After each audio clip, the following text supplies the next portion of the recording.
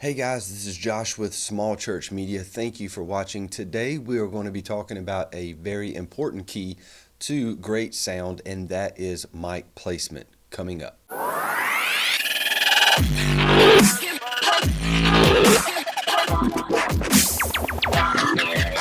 So first we want to start off with some different types of microphones. Three of your most commonly used microphones are going to be dynamic, condenser, and ribbon. The first dynamic microphone that we're going to be talking about is the Shure Sm58. It is very rigid and durable. As you can see, I've had this one for a long time. Its last purpose was talkback. That was his last purpose in life. But these are great microphones. If you're going to do a mic drop, Sm58 is the way to go.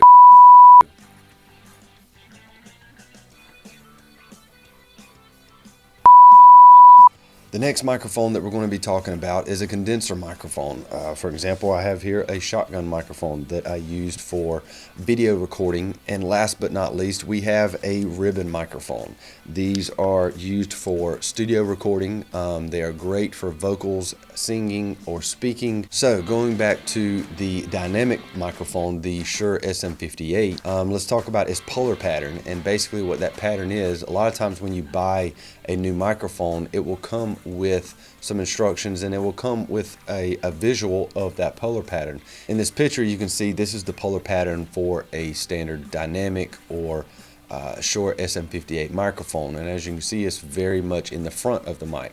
If I take this microphone and place it here, it's going to be picking up directly in front of the microphone.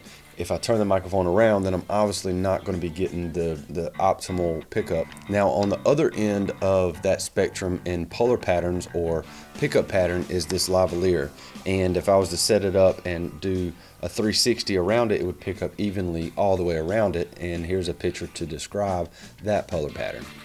And jumping into this condenser or this shotgun microphone, one of the main differences in a condenser microphone compared to a dynamic microphone is the fact that it requires phantom power. Now your device might say phantom power or it might say 48V. Either way, this does the same thing. The 48V just means the 48 volts that is needed to power it. Now on the shotgun microphone, it has a very tight, specific polar pattern that shoots out directly in front of the microphone. You're not going to pick up stuff out here and definitely not back here. Here's a picture that kind of helps describe that and show that as well. And last, on this ribbon microphone that we would use in, say, a studio, whether it be vocal speaking or vocal singing, you would probably have a pop filter in front of it, and a lot of guys like to use the thumb finger rule when it comes to that placement and getting the most quality out of that polar pattern. Here's a picture to describe that one as well. Now that we've went through kind of the basics of these three types of microphones, let's get a little more in depth into mic placement. Say that you wanted to mic a guitar amp, an electric guitar amp. Here's a picture that kind of shows you the best placement for that microphone. You don't want it exactly shooting at the center of the cone of the speaker. You want it offset just slightly, maybe an inch, inch and a half away from the center. And once you get it in that spot, you can kind of fine tune it as you check the microphone. So now let's talk about miking an acoustic guitar. If it's not an electric acoustic, then you're going to need to mic that with a microphone.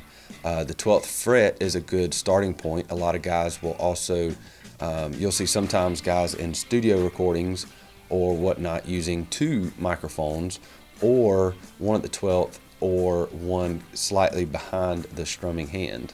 Now when it comes to a bass guitar or a bass guitar amp, you're really not wanting to pull out a microphone on that. Hopefully it has a direct out, or you can take that bass and go straight into your system. So last, we're going to end with talking about drums. A good starting point is to have a mic on the snare, maybe a mic on the kick drum, and say an overhead. Now if you can add more, then the more the better. That's great.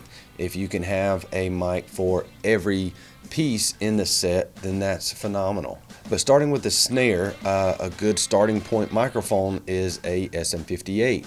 Now a lot of times you'll see mics on the top of the snare, and you'll see them on the bottom. Now on the kick drum mic, those mics are pretty specific. I was a big fan of Audix D6 mic. That was one of my favorite kick mics. I use that a lot in live and recording purposes. I do have one of my Audix F15 mics out of my Audix sets that I used to have, and it was an overhead microphone. Now when you place the overhead microphone, if you've only got one, then you're wanting to try to find that center balance point to kind of help spread it all out. You're going to have to run it a little bit hotter so that you can pick up everything. If you have two, then you want those on either side pointing at either side of the set to kind of pick up the whole set. A lot of times you'll see a kick mic, a snare, you'll have tom mics. A lot of people even use triggers, and we might get into that in a video one day. A lot of times you'll see a separate mic on the ride or the hi-hat and a couple of overheads. So that wraps up today on mic placement. I do have some hot buys for you, and you guessed it, they are microphones.